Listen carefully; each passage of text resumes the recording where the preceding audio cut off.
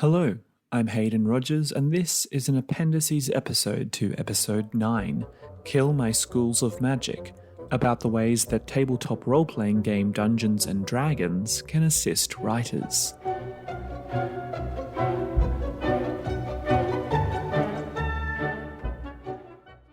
Is it time that you started playing D&D to help your writing? I've mentioned its usefulness for writing in previous episodes, but let's break down exactly why. Dungeons & Dragons, commonly referred to as D&D, is a tabletop role-playing game which was first published in 1974. For those who don't know, this game is a hybrid between a complex strategy board game, an open-world video game, and dramatic improvisation. A dungeon master builds a world and flexible story for players who build detailed characters to roam and quest. Players and dungeon masters are given highly detailed technical rules which govern almost any aspect of the world that you can think of, and often involve the rolling of dice to determine outcomes by chance. Players are then required to improvise life in this world, playing their character and interacting with each other and the quests placed before them. In many ways, a writer takes on all of these roles.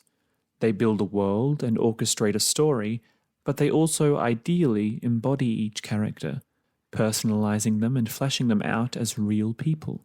Since writing and Dungeons & Dragons have so much in common, it stands to reason the guides given to players can assist writers. At the surface level, the Dungeon Master's Guide and other sourcebooks for the game, of which there are many, are a font of fantastical creatures, places, objects, weapons, and just stuff. Much of it is also based on various real-world mythologies, stories, and lore as well. You could find endless inspiration for things with which to populate your world, but the real treasure is in the detail. Take creatures, for example. They aren't just simply lists of images and names. Each creature has stats, that is, scores for how strong or smart they are and how hard they are to land a hit on or kill, which scale their difficulty to overcome. Consider how each of these things would affect an encounter in your story with that creature. Could you apply the idea of stats to creatures you've invented as well, for your own reference, to flesh them out? It also lists abilities or features unique to each creature. Every creature that crosses your path isn't necessarily something to conquer. They could present other challenges or be allies. The same details can be found for anything else and provide similar springboards. The idea of stats directly feeds into character creation too. As a simple balancing tool, there is a finite amount of points that you can spread out across the statistics of strength, dexterity, constitution, as in your hardiness, intelligence, wisdom, and charisma. This means that you cannot be good at everything. Some things you're good at, and other things you're bad at. While this isn't always mirrored in reality, it is a great lesson to take away from the game. When we focus on one area of our lives, we often neglect or don't prioritize others. For instance, a formidable scholar is rarely lauded for their athletic abilities, and likewise, a champion bodybuilder is stereotypically not known for their words of wisdom. However, the game also allows you to break stereotypes. You can create a wise bodybuilder and an acrobatic scholar. They just then suffer in other areas. You needn't rigidly follow rules like this when constructing your characters, but rather keep in mind the idea of balance. Although we often see heroes in movies who are wise, smart, strong, fast, and hard to kill, this is not very realistic.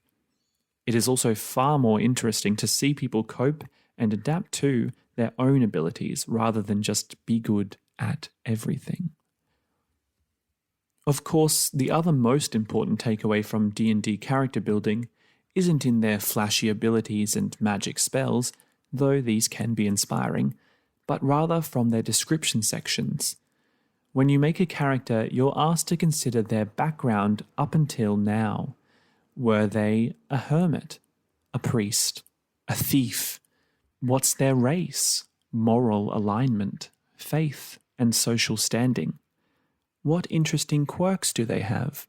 The ideals they stand for, and the thing they want to achieve in their life, and their flaws. Even consider their enemies, allies, organizations, and general backstory. The aim of this section is to create a fully realized character, to fully understand what motivates and drives and informs how that character acts. Good characters are essential to any story, and what answering all these questions does is give you a clear sense of what is behind each of your characters.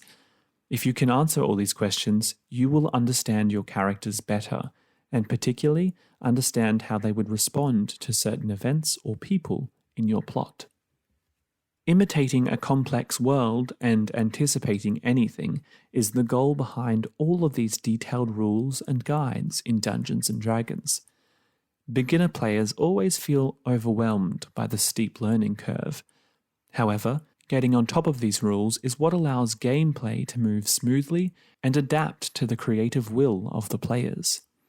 When we world build for stories, we do the same thing. We just make the rules ourselves.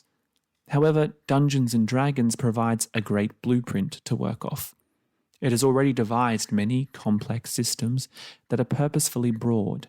For instance, they have a set of schools of magic which cover every kind of spell in broad brushstrokes.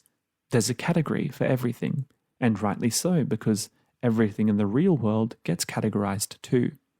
D&D has systems for currency, governments, cosmology, as we've covered in another episode, and just about anything else. In many of those cases, there's also not just one model to choose from, but many that you can try out and see what suits your world. In many ways, D&D is like a build-your-own sundae bar. There's lots of options. One of the big concepts in D&D is flavor. That is, the idea that you reskin or color an idea so that it feels unique and part of your larger world. The basic rules are purposefully quite generic, and it's up to the dungeon master to add the magical spice of creativity, though there are definitely source books for different world builds too which you could draw on. This is really important as writers, and certainly as writers who might draw inspiration from this game. It's similar to previous episodes where I've discussed the idea of Tolkienism, and that many people transplant much of his lore into their own worlds. In my latest episode, I discuss my own schools of magic. These don't connect directly to D&D schools, but I did use the D&D schools to check my coverage of possible spells you could cast. So what can we learn from Dungeons & Dragons? 1. Understand character. Every part of the character builder in D&D could help you realize a fully formed character. Think of how the stats let you follow or break stereotypes and point you towards a balance of flaws and strengths.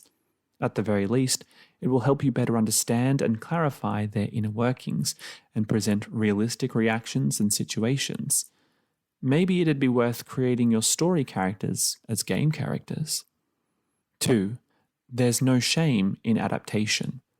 There is a famous saying, said in many ways, I guess you could say flavored, but the sentiment is the same. There are no new ideas. Flavoring ideas is the tool we use to create a sense of originality. It's also the tool we use to create cohesion, that is, the idea everything is in the same world and makes sense there. 3. Rules can create freedom. There is so much richness and depth to be uncovered in Dungeons & Dragons. The hybrid of incredibly detailed rules and improvised play provides a platform for open, free-form creation. Perhaps adopting this sensibility into your writing will change the way you approach it for the better. Is it time you started playing D&D? Thanks for listening. For comments and corrections, you can find me on Instagram, Facebook, Tumblr, and Twitter. Just search for Kill My Darlings Podcast. You can comment on this episode blog, as with all episode blogs, at Hayden Rogers, that's rodgers.net/killmydarlings. Or you can email in at killmydarlingspodcast@gmail.com. Of course, there are links for all these things in the description. If you enjoy my podcast and want to show your support, please consider becoming a patron of Kill My Darlings on patreon.com/killmydarlingspodcast. That's all for now. I'm Hayden Rogers, and I look forward to killing some darlings with you soon. Bye!